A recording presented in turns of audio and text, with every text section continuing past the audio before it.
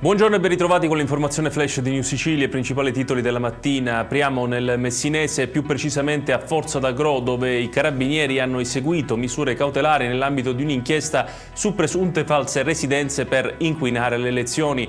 Ai domiciliari è finito il sindaco Bruno Miliadò, coinvolte altre 4 persone, tra cui 2 consiglieri comunali. L'accusa a vario titolo è di associazione per delinquere finalizzata a falsità materiale e ideologica in atti pubblici. Nell'inchiesta risultano coinvolte complessivamente altre 67 persone.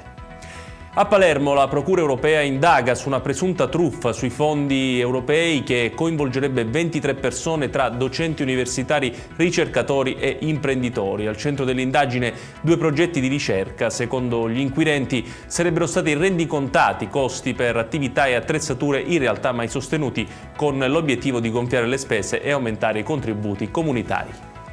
La Guardia di Finanza ha eseguito un sequestro da circa 4 milioni di euro nei confronti di un imprenditore di Sciacca nell'Agrigentino attivo nella rivendita di prodotti edilizi e ritenuto dagli investigatori colluso con la locale famiglia mafiosa.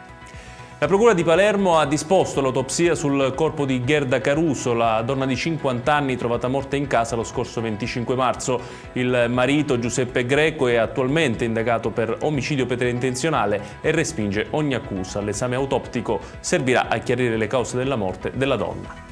Chiudiamo con la politica regionale. I deputati Cateno De Luca, Matteo Sciotto e Giuseppe Lombardo di Sud Chiama Nord hanno firmato le dimissioni dall'Assemblea regionale siciliana. L'obiettivo dichiarato è raccogliere 36 firme per provocare, in base allo statuto, lo scioglimento anticipato dell'ARS e la fine della legislatura. Ed è tutto per questa edizione. Tutti i dettagli su queste notizie li trovate come sempre sul nostro sito www.newsicilia.it. Grazie per averci seguito e buon proseguimento di giornata.